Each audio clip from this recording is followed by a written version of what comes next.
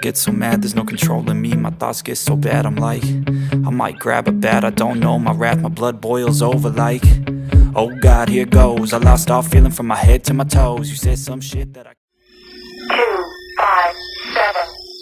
257.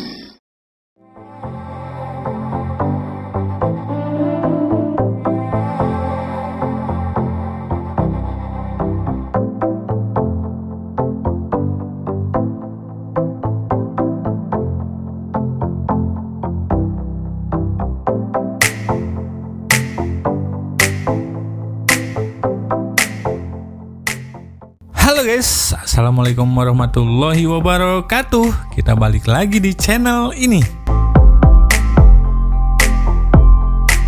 Motor Suzuki SW-1. Ini bener gak sih SW1 apa SW-1 ini? Ini tampilannya terlihat unik. Ingat ya, unik dengan dengan aneh itu sebenarnya mirip-mirip ya. Jadi uniknya ini bagian depannya itu terdapat tangki dengan stang racer.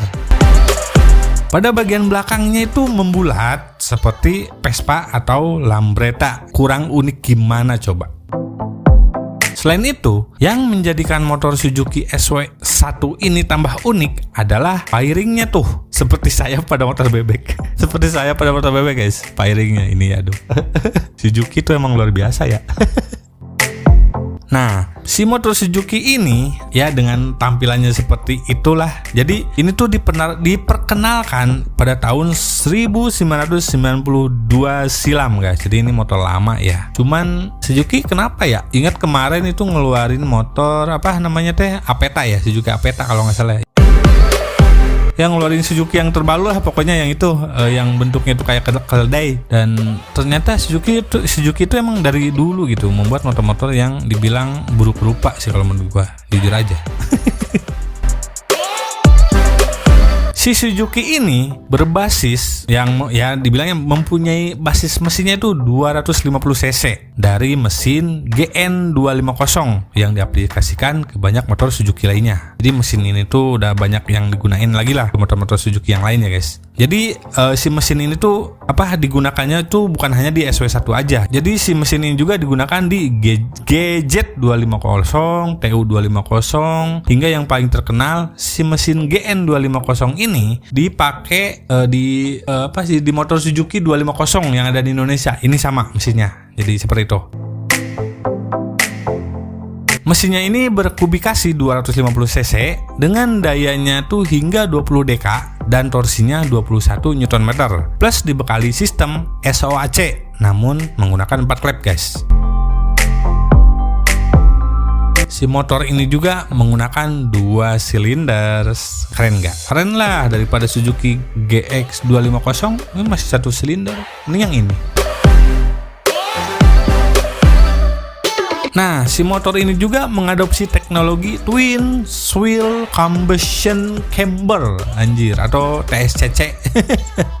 Dan punya 2 outlet lubang knalpot guys. Makanya knalpotnya itu ada kiri dan kanan gitu.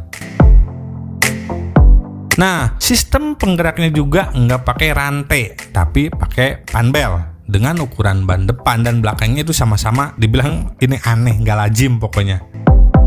Jadi pada bagian depannya itu pakai pelek ukuran 16 inch, sedangkan yang belakang berukuran 15 inch. Ini mirip-mirip motor ADP yang sekarang ya. Untuk masalah bobot si motor ini mencapai 183 kg guys, 183 kg ya. Yang dibilang ya ini memang motornya tergolong motor gede ya, motor bongsor maksudnya motor bongsor. Karena ini dibilang motor gede itu bukan cuman gede guys, tapi bongsor juga. Soalnya si bodinya juga ini sudah full plat guys. Bodinya tuh sudah full plat gitu. Jadi ini kayak mirip motor Vespa mungkin ya.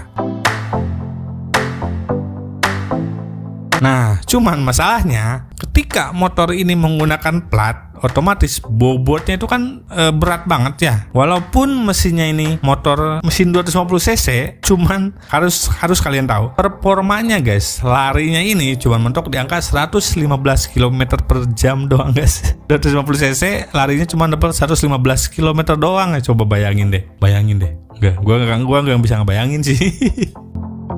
Nih, gue mau tanya deh. Ini motornya tuh kalian deh. Ini motornya tuh masuknya ke dalam kategori apa, guys? Motor sport kah?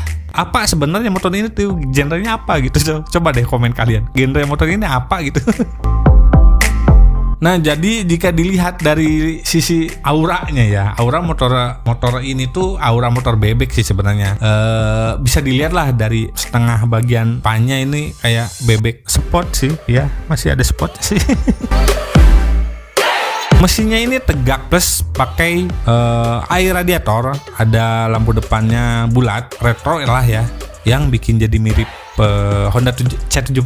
Nah, mirip nih. Kemudian shock breakernya ini teleskopik. Nah, ternyata yang bentuknya tangki BBM itu bagasi tipu-tipu saja guys. Dan lucunya motor ini pakai sayap di kiri kanan seperti motor bebek. Yang tadi gue bilang ini emang kayak motor bebek. Tapi kalau dilihat dari desainnya ya ke belakang, motor ini tuh kalau menurut gue ini cocoknya tuh disebut skuter paling ya, dengan bodi serba membulat. Jadi benar-benar nggak ada elemen lancipnya gitu di bagian buritan Suzuki ini gitu. Jok dan dek belakang pun gue ngingetnya kayak nginget motor Vespa jadinya. Sekedar informasi, motor ini diluncurkan tahun 1992 dan untuk harganya ini cukup tinggi guys waktu itu, tahun 92 ya. Jadi harganya itu mencapai 600.000 yen atau setara dengan 57 jutaan guys. Tahun 92 57 jutaan loh, gila kan? Dengan kombinasi desain yang dibilang ini apa desainnya ya, gado-gado lah, campur aduk gitu, anti mainstream, dan harganya yang tergolong cukup mahal, motor ini tuh jadi produk gagal dan nggak banyak yang beli. Nih contohnya aja, ada info terbaru nih. Diakibatkan populasinya yang cukup jarang terlihat dan motor ini tuh suksesnya jadi buruan kolektor motor bertema retro. Dan gue juga dapat info ya, motor ini tuh sekarang ada yang mau dibilang ada yang mau jual guys. Nih tahu nggak harganya berapa? Harganya itu 225 juta rupiah, seharga Kawasaki Z900 ini. Oke lah guys, jadi mungkin segitu aja dulu videonya untuk kali ini. Dan thank you for watching dan see you di next video. Dan bye-bye. Ciao.